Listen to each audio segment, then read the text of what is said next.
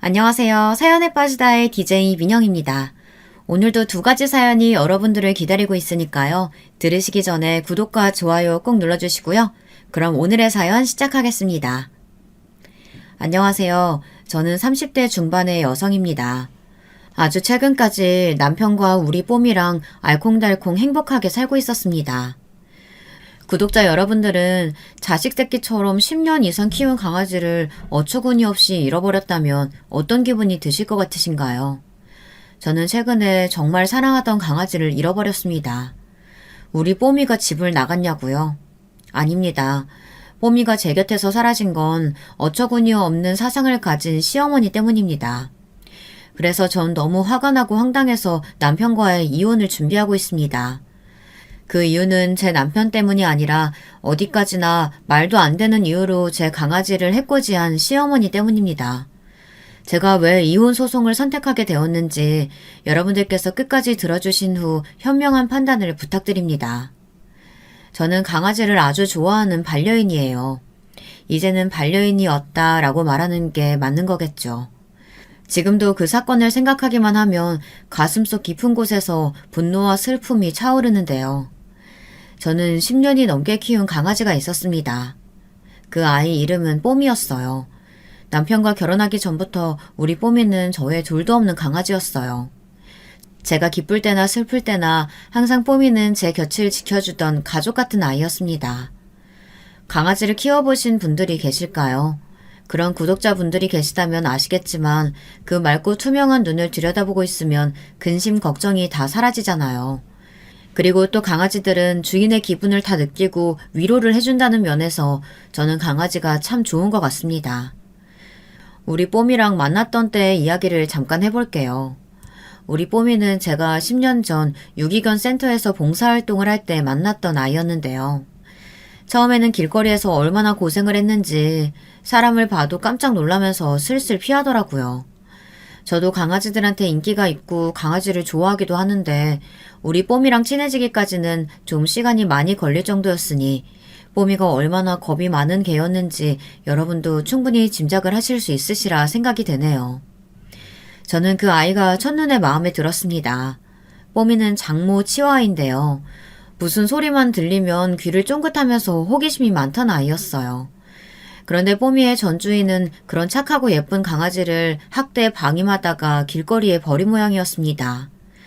뽀미는 처음 길에서 구조되었을 때 목에 철사가 감겨 있었다고 하더라고요. 저는 그 유기견 센터의 소장님에게 들은 정보라 잘 몰랐었는데 전 주인이 인플루언서였던가 봐요. 그래서 강아지로 돈 좀 벌어볼까 해서 뽀미를 입양했는데 조회수가 나오지 않자 개를 학대하고 밥도 안 주고 사료값을 못 대니까 애를 길에 내다 버렸던 것 같다고 하더라고요. 그 사연을 듣고 저는 뽀미가 너무 불쌍해지더라고요. 어떻게든 뽀미의 마음을 돌려서 제가 같이 살아야겠다는 생각이 마구마구 드는 거였습니다. 반려인에게는 그런 때가 있다고 하잖아요. 아, 이 아이는 내 식구다 라는 마음이 들 때 말이에요. 그래서 저는 소장님에게 부탁을 드렸어요. 저 뽀미를 입양해도 될까요? 제가 뽀미 마음속에 상처 깨끗하게 낫게 해주고 싶어요. 그리고 우리 뽀미가 행복하게 살기만 바라는 마음으로 잘 보살펴줄게요. 네? 소장님. 아, 정말 그렇게 해주실 수 있으시겠어요? 유진님 같은 분이 데려가신다면 우리 뽀미 정말 행복하게 살 수 있을 것 같아요. 그럼 데려가셔서 일단 임시 보호해보세요. 제가 필요한 것들은 다 챙겨드릴게요. 그날 바로 저는 뽀미를 데려왔습니다. 뽀미의 애착 방석과 옷 몇 가지, 집으로 쓴다는 캔넬, 그리고 사료 조금과 배변 패드를 챙겨주시면서 소장님은 한바구음을 지으셨어요. 부디 뽀미랑 상성이 맞아서 저희 집에서 가족처럼 지내길 바란다고 하시면서 소장님은 저한테 용기를 주셨어요. 사실 저는 개를 처음 키우는 것은 아닙니다. 어릴 적에 저희 친정엄마가 사주신 강아지가 있었어요.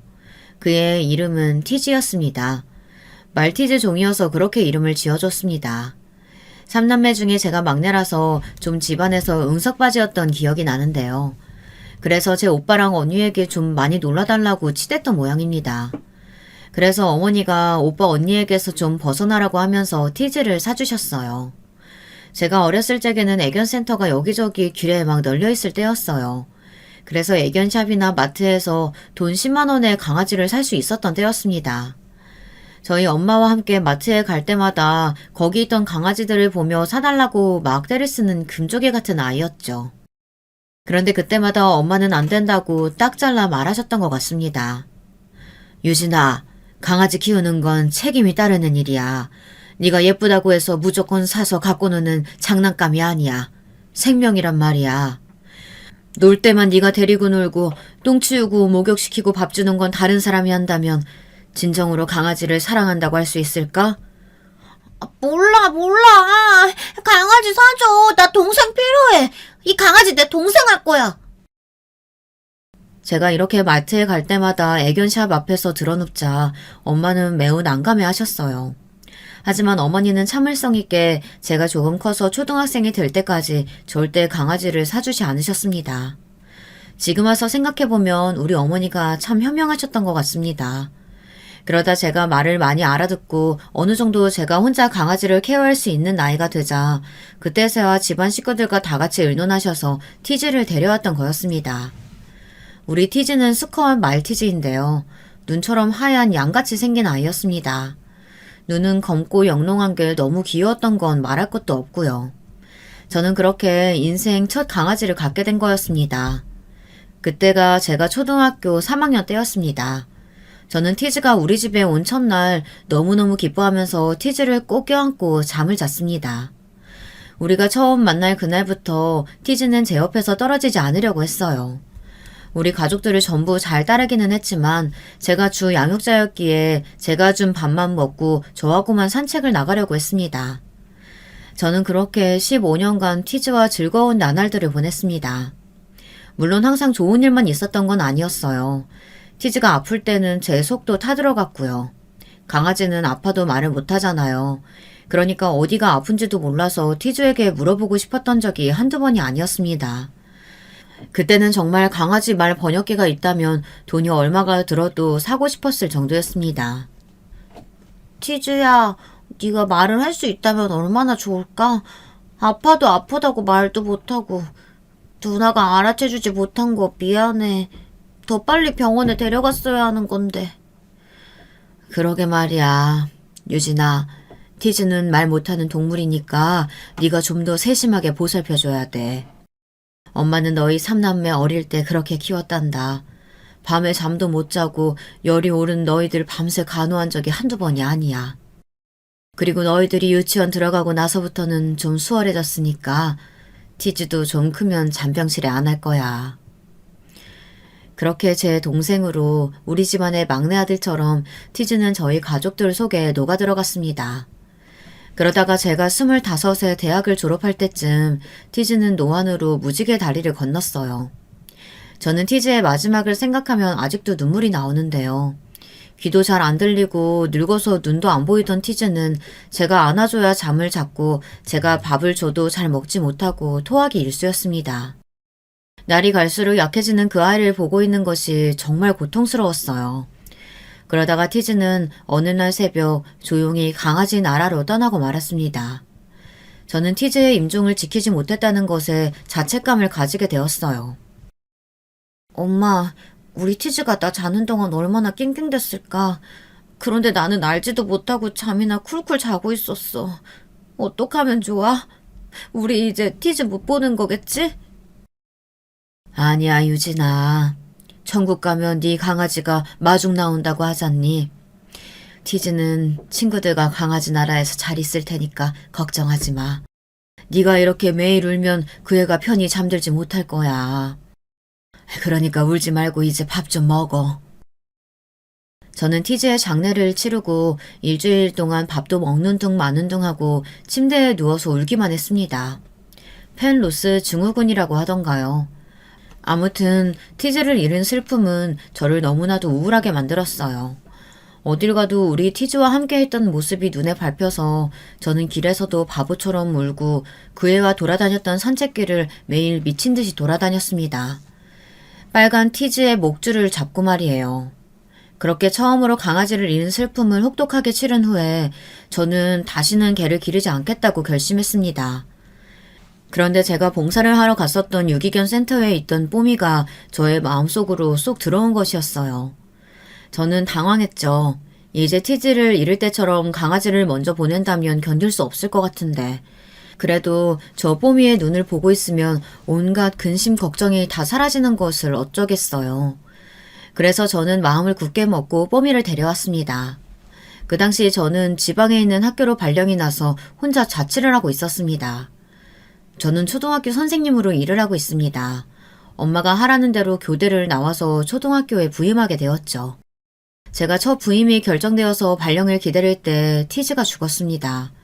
그래서 그때는 세월이 어떻게 지나는지도 잘 모를 정도입니다.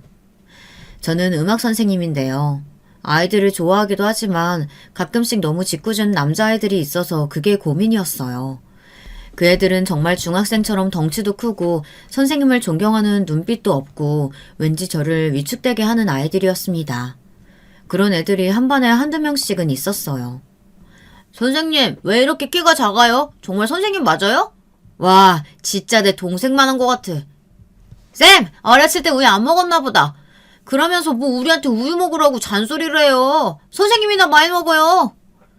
얘들아, 선생님 놀리지 마라. 선생님도 상처받는단 말이야. 얼른 자리에 들어가서 앉아. 저는 어릴 적에 또래 애들보다 키가 많이 작은 아이였습니다. 그 키가 성인이 되어서까지 쭉 이어진 경우죠. 그러다 보니 학교에는 저보다 덩치 크고 키가 큰 5학년, 6학년 남자애들이 많았어요. 그 애들이 속을 썩일 때마다 티즈가 내 곁에 있었으면 그런 못된 아이들은 짖어서 쫓아내줄 수 있을 거라고 생각했어요. 저는 마음속으로 그 애가 얼마나 보고 싶었는지 모릅니다. 그런데 제 휑한 마음속에 쏙 들어온 뽀미는 이제는 없으면 안 될 나의 자식처럼 느껴졌습니다. 어느 날 학교 수업이 끝난 후 뽀미랑 운동장을 산책하고 있었는데요. 다른 반 친구들이 저한테 와서 또 키가 작다느니 너무 말랐다느니 하며 엄연히 선생님인 저를 툭 치고 도망가는 것이었어요. 저는 평소에도 이런 일들을 많이 겪어서 화가 나도 참고 얼른 뽀미를 끌어안고 학교를 나가려고 했습니다. 그런데 뽀미는 그 작은 몸으로 저를 지키겠다고 그 아이들에게 무서운 기세로 짖는 거였습니다. 뽀미의 맹렬한 기세에 깜짝 놀란 아이들은 걸음아 나 살려라 하고 도망을 갔죠. 그 후로는 짓궂은 초등학생들의 괴롭힘은 없어졌습니다. 그때부터 저는 뽀미를 든든한 저의 보호자로 자식처럼 생각하고 키웠습니다. 저는 사실 결혼을 할 생각이 전혀 없었어요. 그저 뽀미와 함께 늙어가는 것만이 소원이었어요. 하지만 저희 언니가 먼저 결혼을 했고 언니가 32에 낳은 조카가 너무너무 이뻤습니다. 그리고 언니와 형부가 아기를 낳고도 아무런 다툼 없이 아주 잘 사는 모습이 보기 좋았어요. 제 언니는 조카를 보러 언니 집에 온 저한테 하루는 이런 얘기를 하는 것이었습니다. 유진아, 너도 결혼은 해야지. 엄마 아빠도 원하실 거고. 너도 나중까지 뽀미랑 같이 산다고 하지만 뽀미가 너보다 오래 살진 않을 거잖아. 그러면 티즈가 죽었을 때처럼 또 슬퍼하기만 할 거야? 네 노후 걱정도 좀 해야지. 언니, 나도 좋은 사람 있으면 결혼하는 건 나쁘지 않다고 생각해. 하지만 우리 뽀미 싫어하거나 못 키운다는 남자 만나서 뽀미랑 헤어지는 거는 싫어. 그러니까 나한테 너무 결혼하라고 강요하지는 말아줘. 아니, 나는 우리 딸도 예뻐하는 너를 보면 애기도 잘 키울 것 같아서 그러지. 그리고 요즘 애기랑 반려동물 같이 키우는 집이 얼마나 많은데 나도 우리 딸 조금만 더 크면 마당 있는 집으로 이사가서 우리 딸이랑 같이 키울 강아지 입양할 생각이야. 너랑 티즈를 보면 나도 강아지를 키울 생각은 있었거든. 네 형부랑도 의논했지만 언제가 됐든지 나는 마당 있는 집에 이사가서 아기랑 강아지 같이 키울 거야. 언니의 꿈을 직접 듣고 나니 저 역시 강아지를 좋아하는 남자가 있으면 혼자 살겠다는 결심이 밝힐 것 같기도 했어요.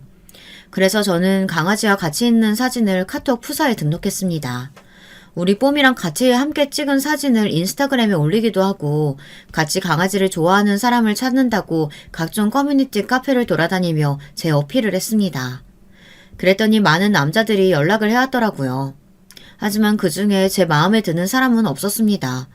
만남이라는 게 원래 순서가 있는 법인데 지금 생각해보면 제가 남자를 사귀는 방법을 잘 몰랐던 것 같습니다. 저는 주말마다 등산이다, 독서 동호회다 아주 바쁘게 취미생활을 했습니다. 그 중에서도 특히 독서 동호회를 좋아했었는데요. 일주일에 한 번 동네 카페에서 만나서 같은 책을 읽고 감상을 서로 나누는 모임이었어요. 저는 처음에는 남자를 만나려고 독서 동호회에 들었지만 나중에는 정말 책이 좋아서 그 모임에 자주 얼굴을 비치게 됐습니다. 그러다가 저와 취향이 맞는 남자를 만나게 되었죠. 그게 바로 제 남편이었어요. 남편은 문학을 좋아하는 사람이었습니다. 제 남편에 대해 잠깐 이야기를 해볼게요. 남편은 서울의 유명 대학 영문과를 나온 아주 머리가 좋은 사람이었습니다. 그 사람은 독서 동호회에서 저를 보고도 처음에는 별로 관심을 가지지 않았어요. 저도 역시 그 사람이 조심스러웠고요. 그러다 어느 날 독서 동호회 주인장이 다른 지역으로 이사를 가는 바람에 회장 자리가 비었는데요. 그 팀의 사람은 딱 5명이었는데 회장과 남편을 제외하고는 별로 독서에 흥미가 없이 이성 친구라도 사귀려는 목적으로 동호회에 들었다면서 회장이 없어진 김에 이 모임을 파하자고 했습니다. 하지만 너무 아까워요.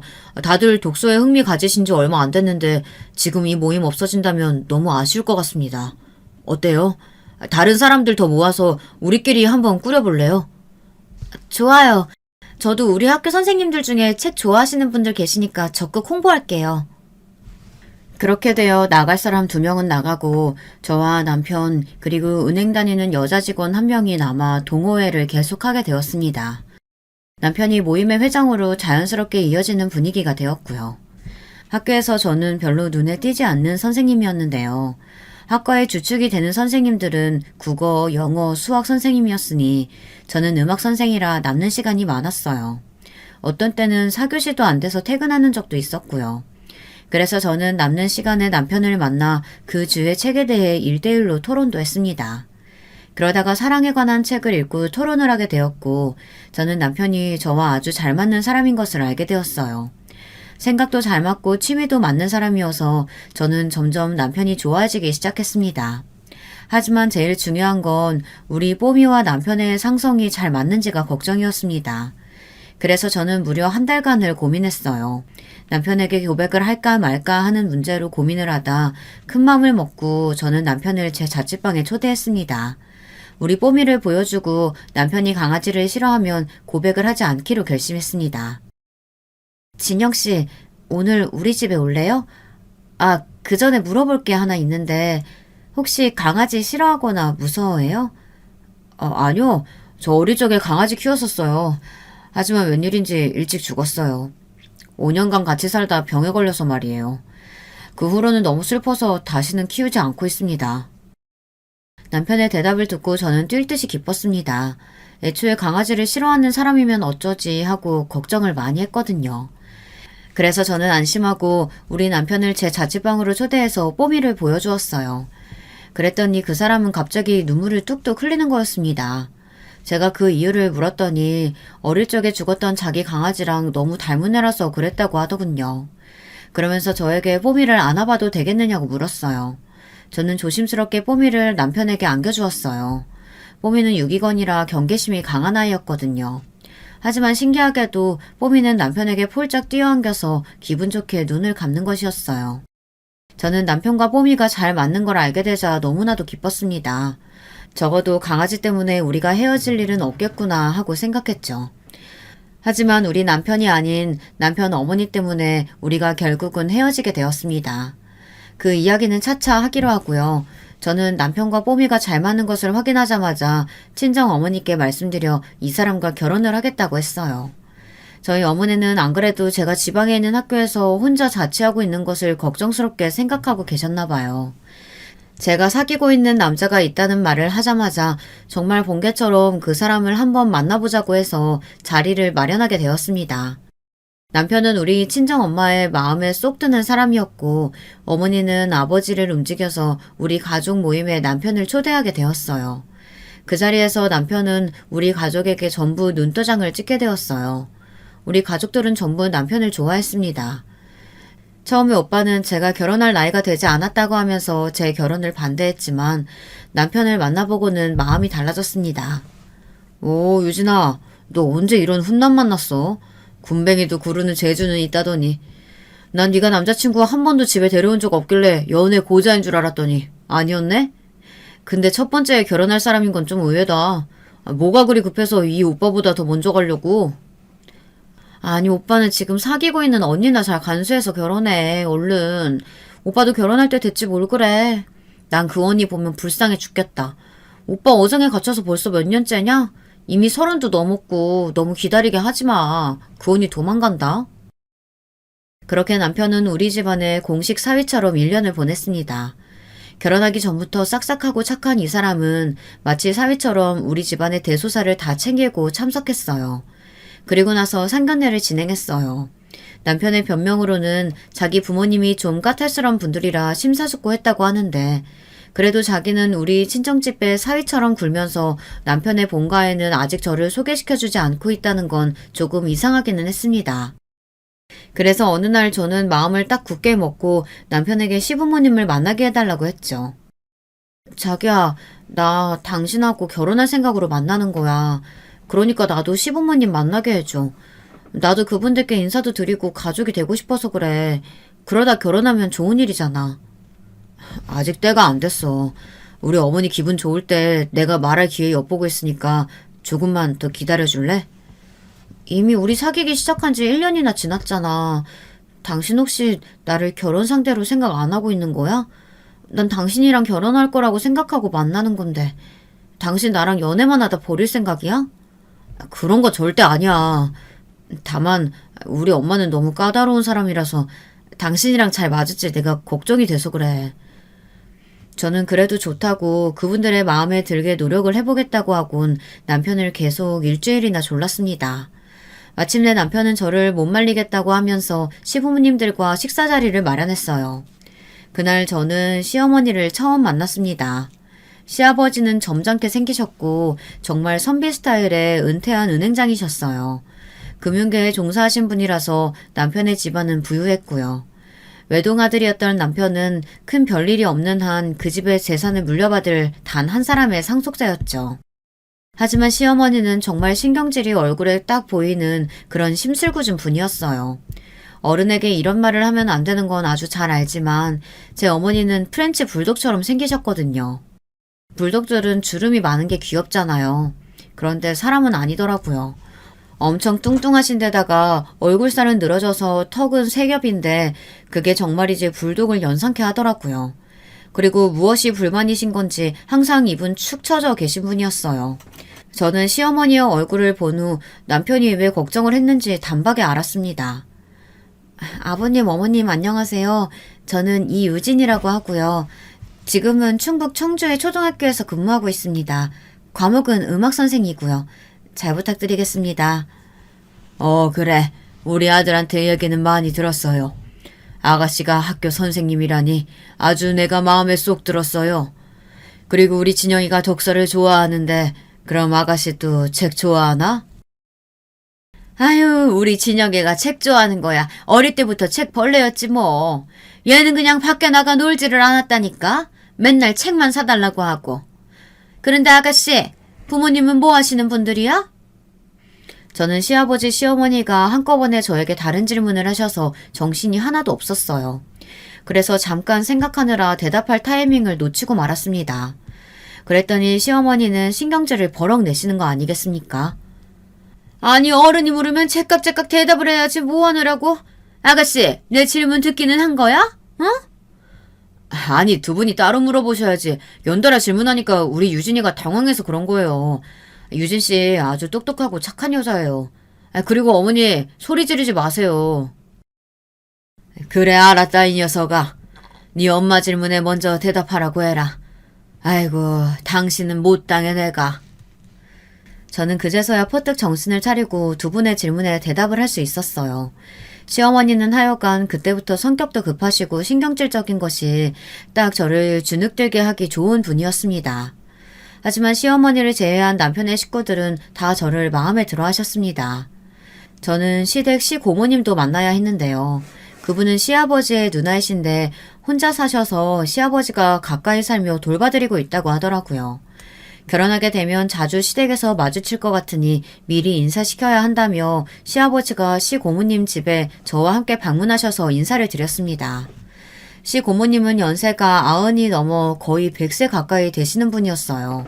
잘 들리지도 않고 눈도 나쁘셔서 가정부 아주머니가 매일 밥도 해드리고 돌봐드린다고 하시더라고요. 시아버지가 말씀하시길 시어머니는 시고모님과 사이가 나쁘셔서 이 집에 와보지 않는다고 하셨어요. 저는 혼자 외롭게 사시는 시고모님이 너무 불쌍하게 생각되었어요. 이런 말하긴 그렇지만 노아는 사람이나 강아지나 비슷한 상황이잖아요. 우리 티즈가 죽기 전에 이런 상태였거든요. 눈도 잘 안 보이고 귀도 잘 안 들려서 어디로도 움직이기 무서워하며 가만히 앉아있고 엎드려 있다가 죽었어요. 시고모님은 그래도 집안에서 휠체어를 타시고 병원 갈 때에는 차를 타고 다니신다고 하더라고요. 그래서 저는 결혼하면 시고모님을 병원에 모시고 갈 때 제가 봐드리겠다고 했습니다. 그랬더니 시아버님은 그럴 필요 없다고 처음에는 손사래를 치며 거절하셨어요. 새아기니가 신경 쓸 필요까지 없다. 우리 누님은 내가 돌봐드려야 하는 분이야. 아니에요. 저도 뭐라도 도와드리고 싶은 마음에서 말씀드린 거예요. 결혼하면 정근 신청하면 되니까 서울 올라와서 시고모님 댁 근처 살면서 돌봐드리고 싶어요. 시아버지는 말이라도 고맙다고 하시며 몇 번이고 제 손을 잡고 등을 두드려 주셨습니다. 시어머니는 시댁 어른들 일이라면 듣기도 싫어한다고 하면서 시아버지는 저에게 시어머니의 흉을 잠깐 보셨어요. 저는 예의 있게 못 들은 척 했죠. 하지만 심정적으로는 동감할 수밖에 없었어요. 남편과 결혼을 하자 시어머니의 심술궂은 성격은 그대로 저에게 힘든 시집살이의 형태로 나타났으니까요. 시어머니는 별일이 없는데도 저녁마다 전화를 하라고 하시며 저를 괴롭히기 시작하셨어요. 매일 자기 전 안부 전화는 물론이고 일주일에 한 번씩 본가에 와서 저녁을 먹으라는 것이었어요. 저는 처음 신혼에는 며느리가 다들 그러고 사나보다 하고 주말도 없이 시댁에 계속 갔습니다. 하지만 그게 6개월이 넘게 지속되고 나니 저도 좀 지치더라고요. 주중에는 학교에서 애들이랑 주임 선생님, 교장 선생님한테 치이는데 주말에 집에서 쉬지도 못하고 시댁에 가야 했으니까요. 저는 점점 지쳐서 남편에게 어느 날 불평을 했습니다. 우리 친정에도 이렇게는 하지 않는다고요. 우리 친정엄마는 일단 시댁이건 친정이건 부모님 집에 자주 가는 것 자체를 별로 안 좋아하셨어요. 독립적인 성격이시라 제가 결혼하고 친정에 좀 가려고 하면 친정엄마는 그날 본인이 약속이 있다고 하시면서 집에서 쉬라고 하시는 분이었어요. 하지만 시어머니는 전업주부이시다 보니 할 일이 정말 없으셨나 봐요. 게다가 남편이 외동아들이니 얼마나 남편에게 기대하고 아마 모르긴 몰라도 남편이신 시아버지보다 더 남편처럼 의지하셨던 게 분명합니다. 게다가 시어머니는 제가 결혼 전에 시아버지와 했던 약속, 즉 시고모님 댁에 들러서 돌봐드린다는 그 부분을 특히 마음에 안 들어 하셨어요. 어느 날 시어머니는 시댁에 갔던 김에 집에 오기 전에 항상 시고모님 댁에 들려 같이 저녁을 먹고 집으로 갔던 일을 말씀하시면서 저에게 그러시는 거예요. 네가 남편 누나 돌봐드린다고 했다면서 왜 그렇게까지 해야 하는데? 우리 아들이 그 집 가는 거 난 싫다. 그러니까 네 시고모님 댁에 가지 마라. 그럴 시간 있으면 우리 집에서 저녁까지 먹고 가. 어머님은 왜 시고모님 싫어하세요? 저는 결혼 전에 시아버지랑 약속했던 게 있어서 안 돼요. 혼자 쓸쓸히 집에 계시는데 그럼 어떻게 안 돌봐드려요? 안 그래요, 여보? 그래요. 나도 고모님 신경 쓰이더라고요.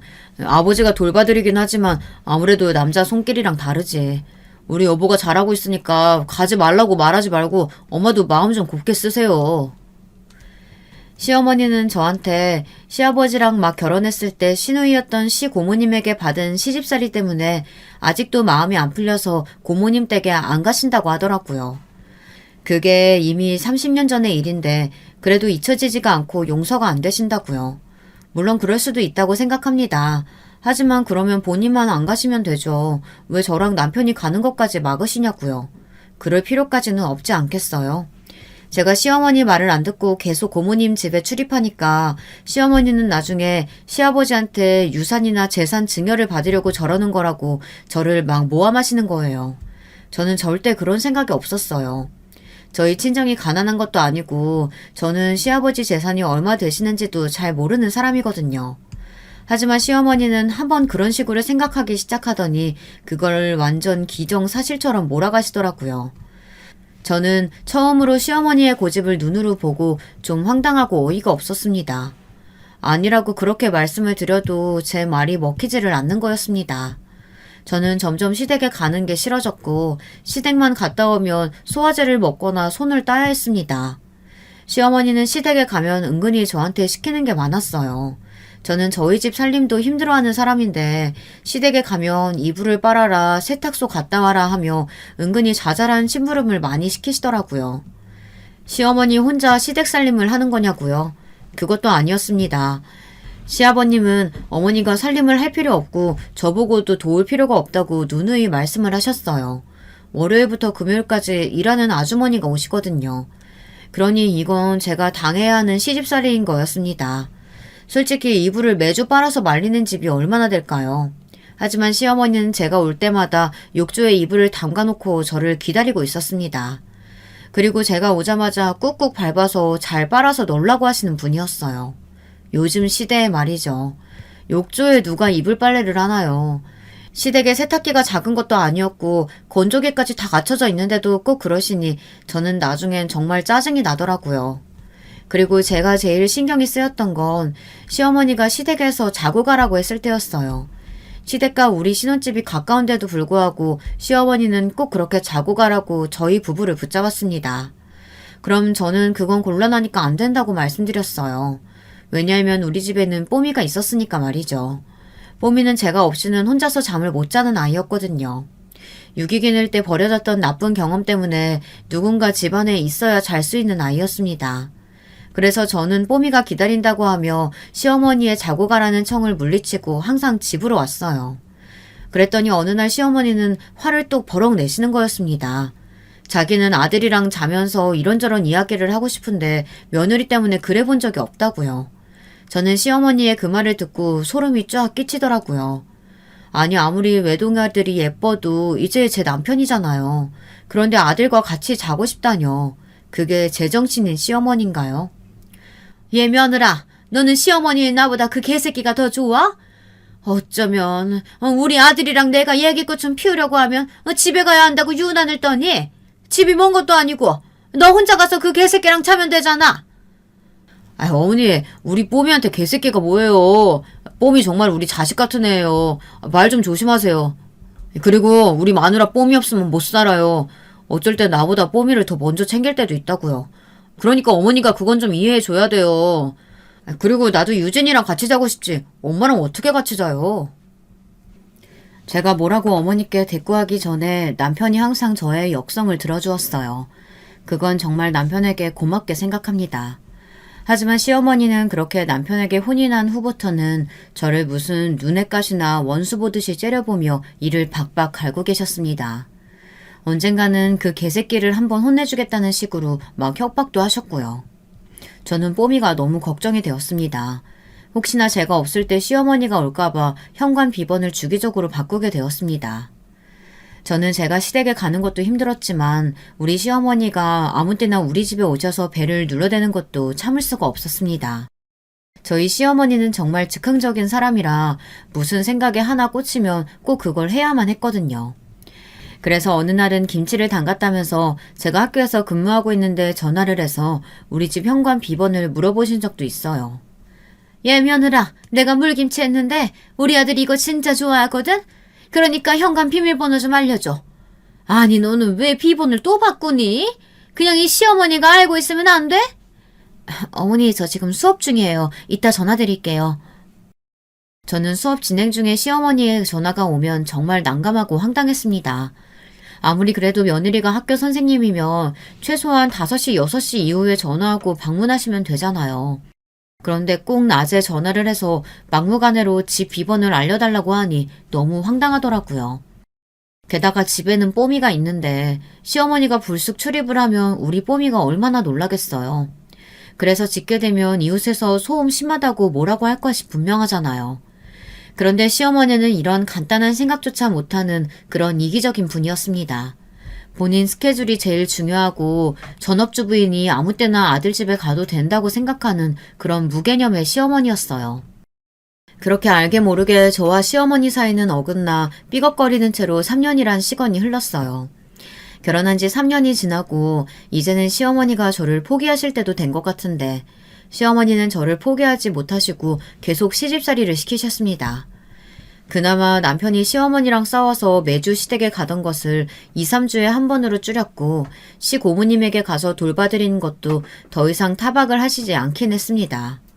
하지만 여전히 제가 시댁에 갈 때마다 무슨 구실이라도 붙여 시어머니는 저에게 스트레스를 안겨주었습니다. 최근에는 그 스트레스가 저에게서 우리 뽀미한테로 옮겨간 듯한 느낌을 많이 받게 되었어요. 얘, 너 진짜 그 뽀미라는 개랑 같이 살아야 되니? 너희들도 아기 가져야 되잖아. 근데 걔가 있으면 애기 갖기 힘들어. 걔가 애기 질투해서 물기라도 하면 어쩌려고? 어머니, 저희들 애기는 적당할 때 남편이랑 의논해서 가질 거고요. 뽀미는 당연히 우리 아기랑 같이 키울 거예요. 그러니 어머니가 걱정하실 일은 하나도 없으세요. 얘가 또 싸가지 없게 말하는 것 좀 봐. 내가 걱정이 돼서 그러는 거 아니야. 근데 넌 항상 시애미가 말을 하면 거기에 꼭 토를 달더라. 그 버르장머리 없는 건 니네 친정엄마한테서 배웠니? 이쯤 되면 저는 시어머니 말을 못 들은 척하고 남편이 총각대 쓰던 방으로 들어가 버렸습니다. 남편이 시어머니에게 잔소리를 해 이해를 시켜야 하는 타이밍인 것이었죠. 저는 그렇게 시어머니와의 관계를 단절시켜 버렸습니다. 도무지 말이 안 통하는 사람이었으니까요. 저는 제가 살기 위해서 귀를 막아버렸습니다. 여러분은 이해가 가실까요? 이런 시어머니가 있으셨던 분들은 아실 수도 있으실까요? 그렇게 끊임없는 시어머니의 잔소리들을 견디며 살아가던 중 저는 그 사건을 온몸으로 맞아야 했습니다. 그것은 우리 시어머니가 제 허락도 받지 않고 뽀미를 어딘가로 팔아버렸던 아주 지금까지도 생각하면 끔찍한 사건이었습니다. 그 일 때문에 저는 더 이상 시어머니와 같은 공간에 있기도 싫어졌어요. 남편도 덩달아 꼴보기 싫어졌고요. 우리 남편은 아무 죄가 없는 사람인데도 그 악마 같은 시어머니의 아들이라는 것만으로도 끔찍하더라고요. 이게 다 제가 뽀미를 너무 끔찍하게 사랑해서 일어난 일이라고 우리 시어머니는 오히려 제 잘못으로 덮어씌워 버리더라고요. 제가 지금부터 하는 이야기는 저와 우리 뽀미 그리고 시어머니 사이에서 일어난 끔찍한 사건입니다. 여러분들 잘 들어주시고 누가 잘못했는지 자잘못을 가려 사이다 댓글 부탁드립니다. 우리 뽀미는 자기를 좋아하는 사람과 싫어하는 사람을 아주 기가 막히게 구분할 줄 아는 아이였어요. 아무리 길거리에서 애들이 꼬셔도 절대 먹을 것에 혹하지 않고 장난꾸러기들에겐 가지도 않는 똑똑한 아이였습니다. 뽀미가 따르는 사람은 제 단골 수의사 선생님하고 저 그리고 남편뿐이었어요. 당연히 뽀미는 시어머니가 집에 들어오는 것을 아주 싫어했습니다. 게다가 시어머니는 우리 집에 오시면 꼭 우리 뽀미를 때리거나 발길질을 하는 못된 행동을 일삼으셨어요. 시어머니는 개가 짖는 소리를 아주 싫어하셔서 뽀미를 망할 개새끼라고 부르셨어요. 그래서 저는 시어머니가 우리 집에 자주 출입하는 걸 달가워하지 않았던 거였습니다. 뽀미도 시어머니를 싫어하고 무서워했으며 시어머니도 뽀미에게 해코지를 했으니까요. 그러던 어느 날 제가 수업을 마치고 집에 돌아오니 저녁에 뽀미가 어디에도 없는 것이었어요. 저는 기절할 듯 놀라서 집안을 샅샅이 뒤졌습니다. 하지만 뽀미는 아무데도 보이지 않았어요. 저는 정신없이 밖으로 나가 뽀미를 찾아다니기 시작했습니다. 남편에게도 울면서 전화를 했고요. 여보, 우리 뽀미가 없어졌어. 어떡해. 나 지금 경찰서에 신고하러 가고 있어. 내가 최대한 빨리 집으로 갈게. 경찰서에서 강아지를 찾아줄 것 같진 않아. 우리가 찾아보자. 아, 당신 집 앞에 있는 CCTV 확인해봤어? 저는 그제야 정신이 들어 집 안으로 달려갔어요. 그리고 CCTV를 확인해봤습니다. 우리 뽀미가 혼자 집에 있는 시간에 외롭지 말라고 제가 달아둔 것이었어요. 그랬더니 거기엔 경악할 만한 사실이 담겨있는 게 아니겠습니까? 시어머니가 낮 2시쯤 집에 몰래 들어와 뽀미를 확 안더니 캔넬에 몰아넣고 도망치듯 집을 나가는 영상이 찍혀 있었습니다. 범인은 시어머니였어요.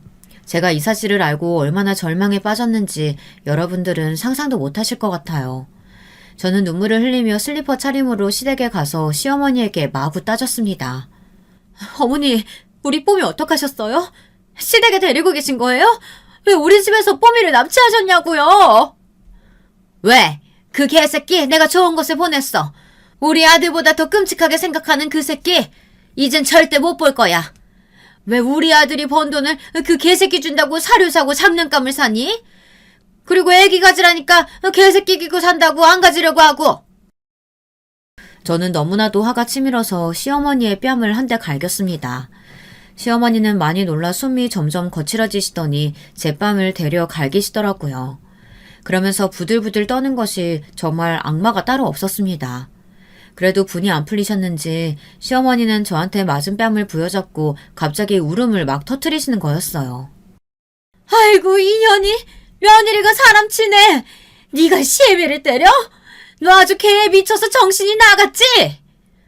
미치신 건 어머니죠. 어떻게 저 몰래 우리 뽀미를 갖다 버려요? 어딨어요 우리 뽀미? 데려간 거 빨리 말해요.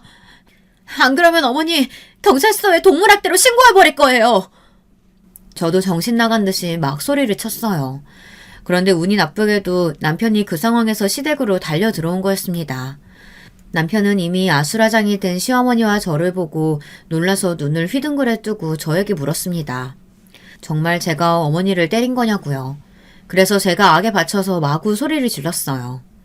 그래, 나 어머니 때렸어. 근데 우리 뽀미 데리고 나가서 팔아버린 범인이 어머니야. 바로 확인하고 집에서 오는 길이라고. 근데 어디 갔는지 말을 안 하셔. 어떡해, 우리 뽀미 개장수한테 팔려갔대. 나 어떡해. 저는 시댁 마룻바닥에 주저앉아서 서럽게 통곡을 했습니다. 뽀미의 마지막 얼굴이 잊혀지지 않았어요. 분명 아침에 출근을 했을 때 인사하면서 제 손을 핥던 아이였는데 그 아이를 이제 다시 못 본다고 생각하니 정신이 나갈 것 같았습니다. 저는 당장 시어머니를 동물학대로 신고했어요. 하지만 경찰들은 출동을 하더니 또 가족 내 일이라면서 개입하기를 꺼리는 것이었습니다. 동물권은 어디 간 건지. 출동한 경찰 중 한 명은 그깟 개 한 마리 때문에 신고하지 말라는 식으로 훈계까지 하더라고요. 저는 악에 받쳐서 시어머니가 가장 좋아하는 것을 저도 빼앗아야겠다고 큰 소리로 선언하고 말았습니다. 그리고 집에 와서 머리를 싸매고 곰곰이 생각해봤어요. 그랬더니 시어머니는 지금 살고 있는 80평짜리 저택 같은 아파트를 제일 사랑하시는 거였습니다. 틈만 나면 인테리어를 바꾸거나 쓸고 닦고 하면서 시어머니는 집을 아주 끔찍하게 생각했습니다. 그래서 저는 인터넷을 뒤져 그 집 시세를 알아보고 근처 부동산에 20억짜리 아파트를 반으로 뚝 잘라 10억을 내놨습니다. 부동산 사장님은 제 얼굴을 아니까 시댁이 이사 가는 거냐고 물어보시길래 저는 그렇다고 했습니다. 더 좋은 땅 찾아서 시골로 간다고 거짓말을 했죠. 부동산에선 이게 웬 떡이냐 하면서 팔리면 제게 연락을 주겠다고 하더라고요. 저는 시어머니에게 연락 말고 저한테 해달라고 했습니다. 어머니는 이사 준비로 바쁘다고 했습니다. 시가 20억인 아파트가 10억에 나왔으니 부동산들에선 난리가 났어요. 당장 살 사람이 생겼다고 하며 줄줄이 집을 보러 오겠다는 것이었습니다. 그래서 저는 시댁 주소를 가르쳐주고 가보시라고 했죠. 그랬더니 득달같이 시어머니에게 전화가 오더라고요. 시어머니는 화가 몹시 나서 저한테 쌍욕을 마구 퍼부었습니다. 야, 이 미친년아. 네가 뭔데 우리 집을 부동산에 내놔? 미쳤어? 누구 맘대로 니네 집도 아닌 우리 집을 판다고 지랄이야? 어머니 말 잘했네요. 어머니는 무슨 권리로 내 강아지 파셨어요? 내가 우리 뽀미 팔아달라고 했어요? 근데 어머니가 꼴보기 싫다고 팔았잖아요. 저도 시어머니 꼴보기 싫어서 시댁 집 팔아버리려고요. 왜요? 더 할 얘기 있어요? 나 그쪽이랑 이제 연 끊을 거니까 다시는 전화하지 마요.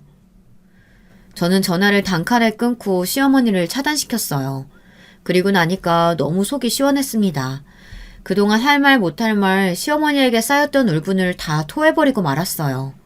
그때는 정말 뽀미를 보신탕집에 팔아버렸다는 뻔뻔스러운 어머니가 너무 꼴보기 싫었거든요. 남편을 생각하면 좀 안 됐지만 그래도 제가 그런 마녀 같은 시어머니 때문에 결혼을 유지할 이유를 찾지 못하겠더라고요. 그래서 저는 집에 와서 조용히 남편을 불러 이혼을 하자고 말했습니다.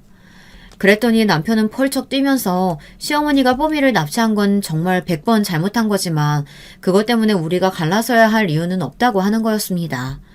저는 그러면 시어머니와 인연을 끊을 수 있겠냐고 아주 진지한 얼굴로 물었습니다. 그랬더니 남편은 대답을 하지 못하고 우물쭈물했습니다. 저는 그럴 줄 알았어요. 아무리 남편이 합리적이고 시어머니에게 휘둘리지 않는 사람이지만 어떻게 그 집안과 절연을 하겠어요. 그것 봐. 당신 어머니 버릴 사람은 아니야. 아무리 어머니가 불합리하고 이상한 성격이어도 당신은 그런 어머니를 감싸 안고 갈 사람이지. 그래서 이혼하려는 거야. 난 절대 그런 정신 이상한 시어머니 못 모시니까. 차라리 어머니께 사과를 받자. 우리 뽀미를 어머니가 팔아버린 건 나도 불합리하다고 생각하니까 우리 엄마가 너한테 진심으로 사과하면 되잖아. 내가 엄마가 절대 사과 못 하시겠다고 하면 엄마하고 절연할게. 하지만 저는 다 꼴보기 싫었어요. 우리 뽀미를 헌신짝 버리듯 버리는 사람이 시어머니인데 어떻게 그 사람을 용서하고 같이 얼굴을 맞대고 살 수 있겠습니까? 저는 그래서 남편과 이혼 소송을 하려고 하고 있습니다. 아직도 우리 뽀미가 어디서 어떻게 지내고 있는지 너무 걱정되고 보고 싶습니다. 정말 개장수에게 팔려갔는지 아니면 도망쳐서 길거리에 헤매고 있는지 말이에요. 어느 착한 사람이 뽀미를 구해준다면 꼭 저한테 돌려줬으면 좋겠습니다. 여러분, 제 이야기는 여기서 끝입니다. 제가 어떻게 해야 할까요? 그런 미친 시어머니를 용서했어야 할까요? 저는 그럴 수는 없을 것 같아요. 여러분은 어떻게 생각하시나요? 여러분의 댓글을 많이 기다리고 있으니 한마디씩 부탁드리겠습니다. 저는 요즘 꿈을 꾸면 뽀미의 얼굴이 어른거려서 잠을 깨곤 합니다. 꿈에서 뽀미는 슬픈 얼굴로 저를 오랫도록 쳐다보고 있어요. 뽀미가 어딘가에서라도 잘 살아주길 마음속으로 바라고 있습니다. 저는 다시는 우리 시어머니 같은 사람과는 엮이고 싶지 않네요.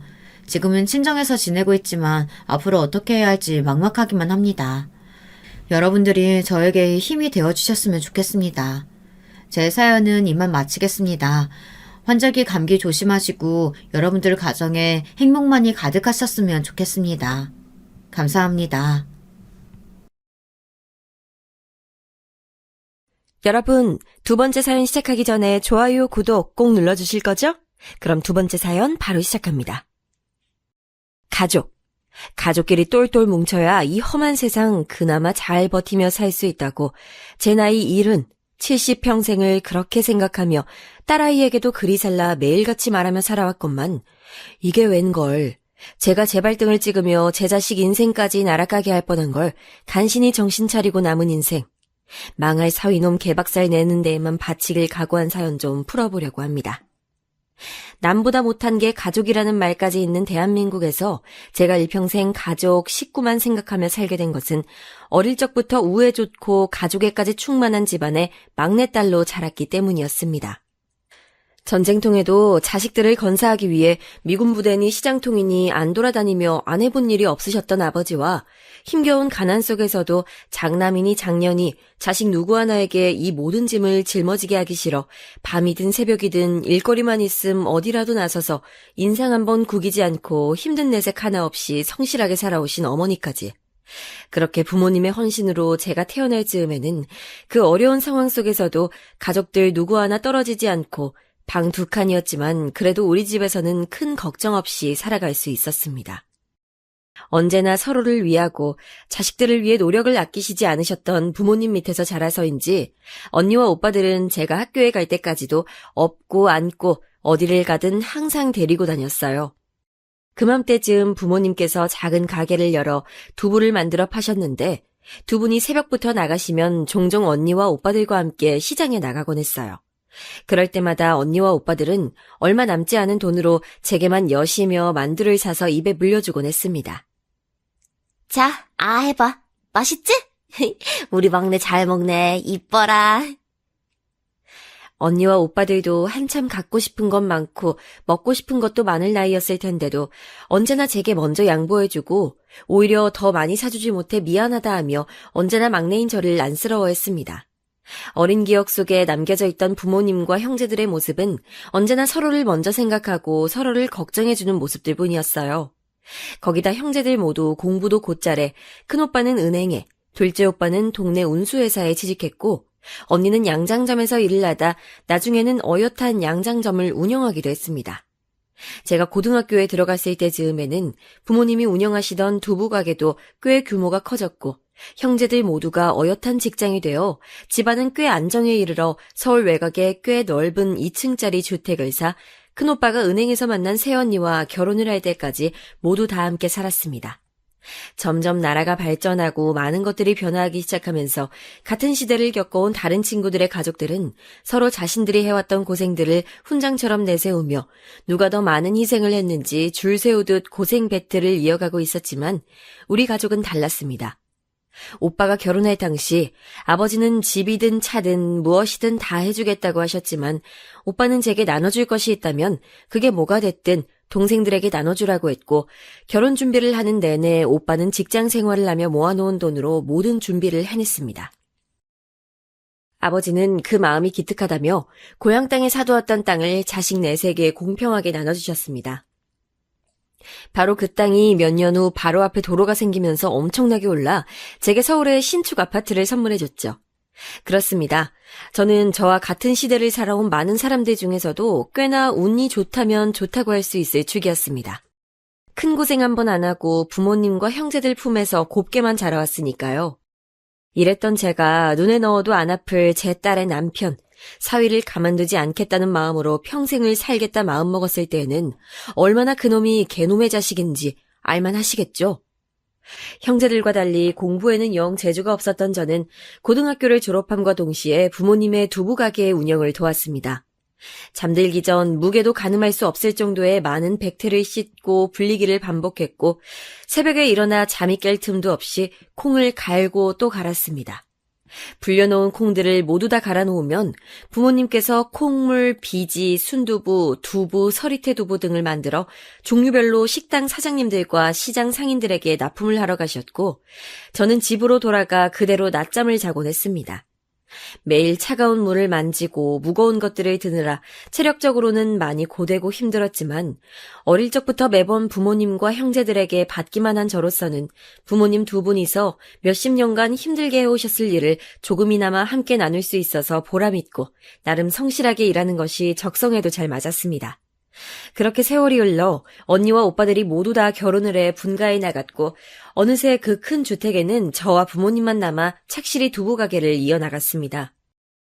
남들 말로는 형제끼리 결혼 전에 아무리 사이가 좋았다 하더라도 다들 각자 결혼을 해 처자식이 생기면 다들 제 식구만 챙기느라 바쁘다고들 했지만 우리 집은 달랐습니다.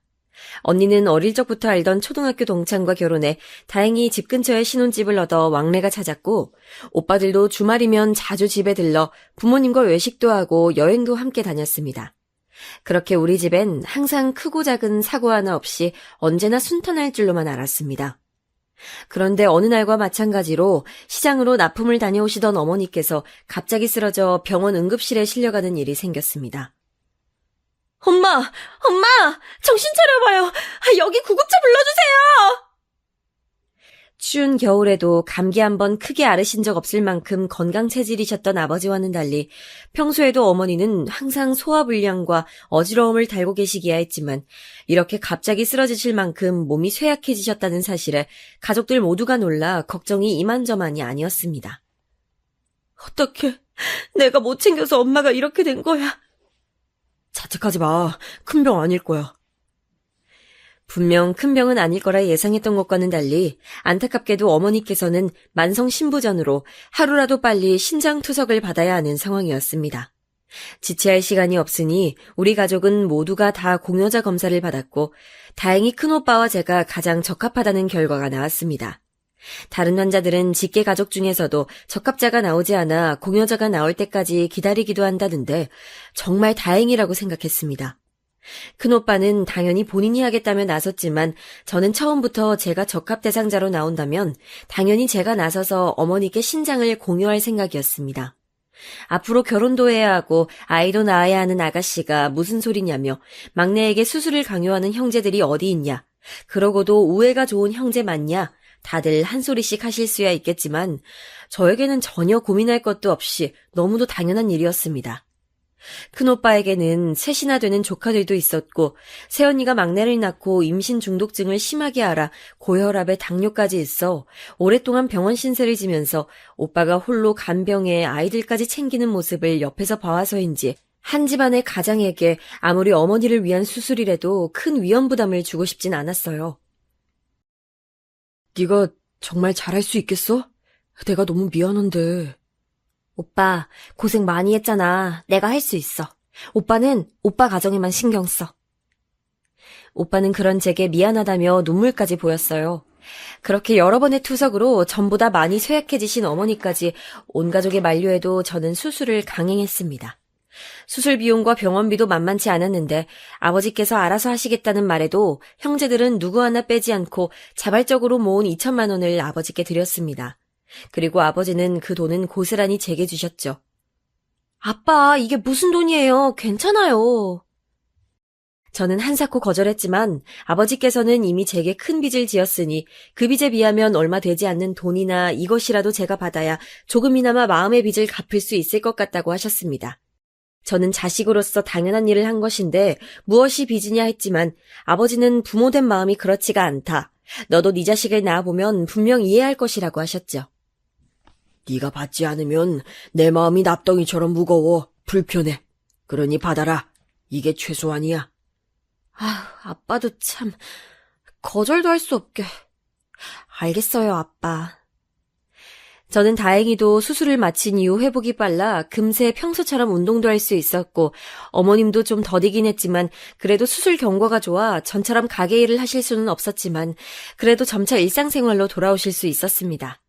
당시에 언니는 결혼한 지 얼마 되지 않았을 때라 집안일에 일까지 하느라 많이 바빴을 텐데도 형부와 언니는 하루가 멀다 하고 퇴근길에 들러 반찬이며 간식거리들을 매일같이 갖다 주며 가게 일로 바쁘신 아버지의 상도 차려드리고 집안 청소며 빨래도 살뜰히 도와줬습니다. 그리고 수술로 인해 제 배꼽에 생긴 흉터가 언니는 마음이 쓰였는지 여기저기 수소문을해 구해온 연고를 매일 바르라며 가져다 주었습니다. 이게 효과가 좋대. 아가씨 몸에 흉터 생기면 안 되지. 알았어. 고마워, 언니.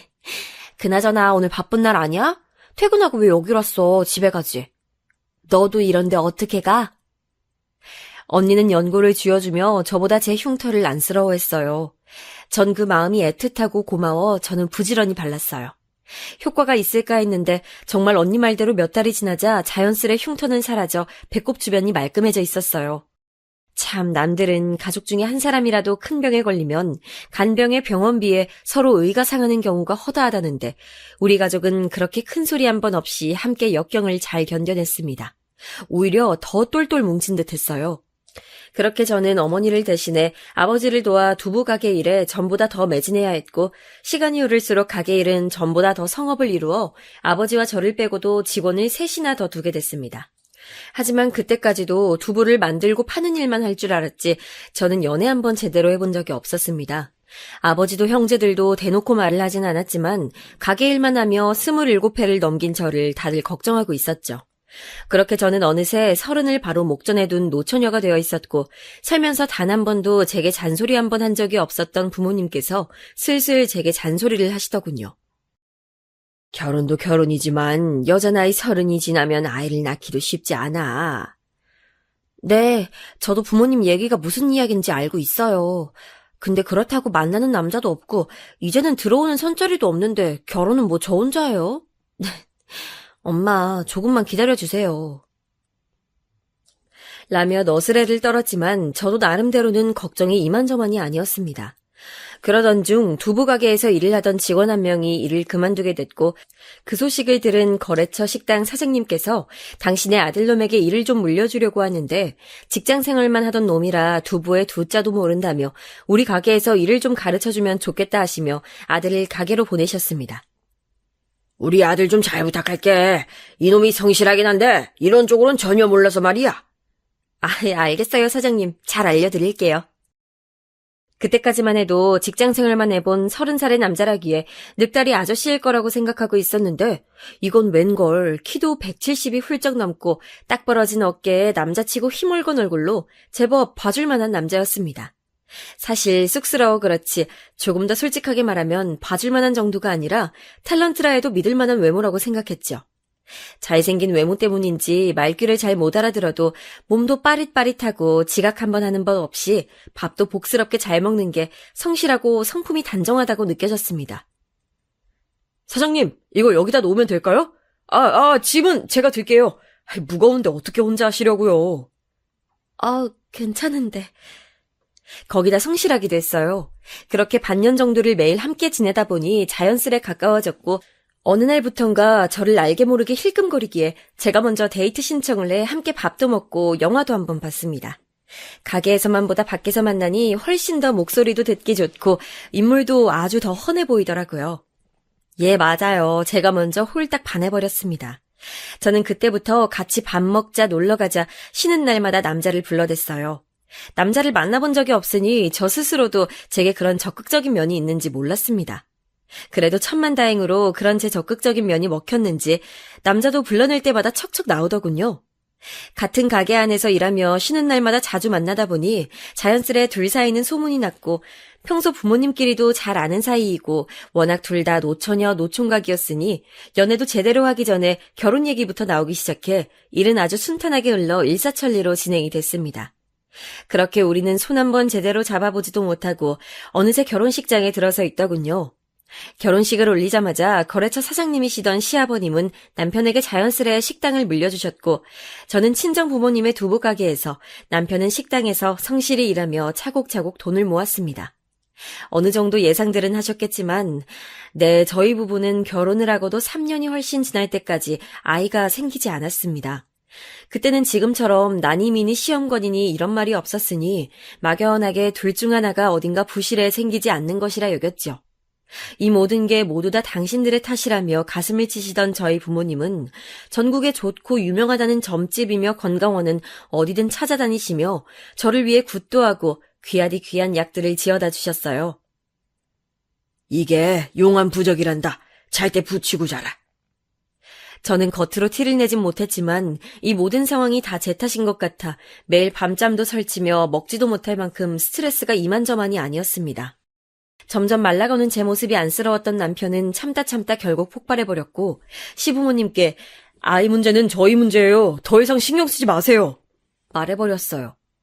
그렇게 자연스레 아이가 생기면 낳고 그렇지 않으면 둘이 행복하게 살면 되지 않겠냐는 마음으로 저희 부부는 성실하게 살아가던 중 제 나이 35, 마치 선물처럼 저희 부부에게도 아이가 생겼습니다. 늦은 나이에 힘겹게 생긴 아이인 만큼 저는 10년을 넘게 해온 부모님 가게 일도 그만두고 오로지 태어날 아이에게만 집중했습니다. 지금껏 하루도 게을리하지 않고 열심히 살아왔다 자부했지만 아이를 뱃속에 품고 있던 그 시간들은 그 어떤 순간보다도 말로 형언할 수 없을 정도로 매일매일이 행복하기만 했습니다. 뱃속에 아이를 만날 생각에 10개월 내내 했던 입덧도 모두 다 참고 견뎌낼 수 있을 정도로 행복했습니다. 그렇게 눈에 넣어도 아프지 않을 아이가 하얀 눈이 펑펑 내리던 겨울밤 태어났습니다. 온 가족의 축복 속에서 태어난 아이는 엄청난 사랑과 기대 속에서 무럭무럭 자랐죠. 제 딸아이는 정말 특별했습니다. 구슬처럼 맑은 눈망울은 동그랗게 유난히도 반짝거렸고 남편을 닮아 콧날은 오똑했고 팔다리는 길쭉길쭉 길었습니다. 주변에서는 다들 영화배우나 미스코리아를 시켜야 한다고들 했지만 제 생각은 달랐습니다.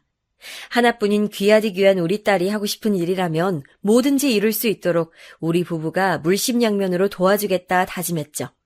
그런 부부의 마음을 일찌감치부터 알아서였을까요? 우리 딸은 초중고 내내 학교에서 반장을 도맡아 하고 성적도 상위권을 유지하노니만 본인이 원하던 대로 교대에 떡하니 붙었습니다. 엄마, 나 교대 붙었어요. 정말이냐? 아유, 세상에 우리 딸 고생했어. 그간 힘들었지. 얼마나 좋던지 눈물이 났어요. 딸아이는 대학에 가서도 그 엄마의 그 딸 아니랄까봐 저를 꼭 닮아선지 주말에도 식당에 나와 설거지도 하고 서빙도 하며 가게 일을 도왔습니다. 그렇게 착실히 공부만 하더니만 대학 졸업과 동시에 임용고시도 패스하고 그대로 초등학교로 발령받아 본인이 바라던 대로 선생님이 되어 있었습니다. 또 80이 넘으신 부모님은 크게 아프신 곳 없이 두 분이 사이좋게 잘 지내고 계셨고 남편과도 함께 식당 일을 하며 큰 말싸움 한 번 없이 잘 지내고 있었으니 이보다 더 행복할 수 있나 싶었습니다. 그러다 처음에 말씀드린 것처럼 부모님께 증여받은 땅이 조금 있었는데 그곳에 떡하니 도로가 생겨 땅값이 뻥튀기처럼 뛰어올라 저희 형제들에게는 생각지도 못했던 큰 돈이 생겨 다들 서울에 큰 아파트를 사거나 자식들 앞으로 떡하니 집도 사줬습니다. 식당 일을 하며 빚이 조금 있었던 저희 부부는 빚을 모두 다 정리하고 살던 집까지 팔아 딸아이가 근무하는 학교 근처에 신축 30평대 아파트를 샀습니다. 완전 새 집에 살아보는 것은 처음이었던 저희 가족은 전에 쓰던 가전제품이나 가구들은 모두 다 정리하고 모두 다 새 곳으로 사 입주했습니다. 그리고 남은 돈은 모두 딸아이가 나중에 결혼을 하게 되면 주자 싶어 모두 다 예금해두었죠. 역시나 제 인생은 즐거웠습니다. 부모님께서는 돌아가시기 전까지 두부 가게를 운영하시며 제가 맡아 해주기를 바라셨지만 제 나이도 나이였고 남편의 식당 일도 고되어 두부 가게는 큰오빠의 아들 조카에게 맡기고 제가 간혹 들러 도와주기로 했습니다. 부모를 닮아 머리도 좋고 수에도 빠삭한 조카 녀석은 기대했던 것보다도 훌륭하게 가게를 이끌어 나갔습니다. 좋은 두부를 만들어 파는 것도 중요하지만 시대가 시내이디만큼 옛것만 고수해서는 시대를 좇을 수 없다며 오래되어 낡은 가게를 싹 공장으로 개조해 기계화 공사를 마치고 직원들도 뽑아 차차 구색을 갖춰갔습니다. 그렇게 두부 공장이 자리가 잡히니 저도 식당 일에만 매진하며 남편과 쉬엄쉬엄 할 수 있었어요. 어느 날은 일찌감치 가게 문도 닫고 휴일에는 남편과 딸과 함께 여행도 다니고 할 수 있는 여유가 생기더군요. 하루는 딸아이와 여행을 다녀오던 중 조카에게 연락이 와 공장에 좋은 일이 생겼으니 오랜만에 식구들끼리 모여 식사라도 함께 하자고 연락이 왔습니다. 좋은 일이라고 하니 저도 기분이 좋아 그 길로 은행에 가 큰맘 먹고 돈 50만 원을 출금해 봉투에 넣어 딸아이와 공장으로 향했습니다. 오랜만에 언니와 오빠들도 만나고 조카들까지 만나는 것만으로도 기분이 좋았는데 그 자리에서 아주 인물이 훤한 젊은 남자를 보게 됐습니다. 조카가 잘 아는 동네에 큰 교회가 있는데 그 교회의 전임 전도사로 목사고시를 준비 중이라고 소개를 하더군요. 여기 전도사님이 계신 교회가 우리 구에서 아마 제일 클걸요? 그래?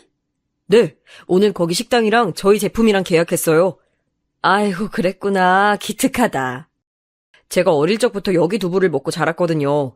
제가 저희 교회 식당 담당 집사님께 아주 강력 추천했어요. 인물만 좋은 게 아니라 말도 얼마나 서글서글하게 하는지 교회에서만 일하기에는 참 아까운 인물이라며 모인 사람들 모두가 입이 마르게 칭찬을 했죠. 공장 한쪽에 긴 테이블을 깔고 고기도 구워 함께 먹으면서 다들 함께 좋은 시간을 보냈는데 그날은 눈치채지 못했었지만 그날 이후부터 딸아이가 갑자기 교회를 다니기 시작하더라고요. 우리 구에서 제일 크다는 바로 그 교회를 말입니다. 역시 누가 제 딸내미 아닐까봐 남자 인물 보는 건 똑같다 싶었죠. 휴일마다 그 전도사라는 사람과 데이트도 하고 들어오는 것 같더니만 아예 방학 때는 매일같이 만나는 것 같더군요.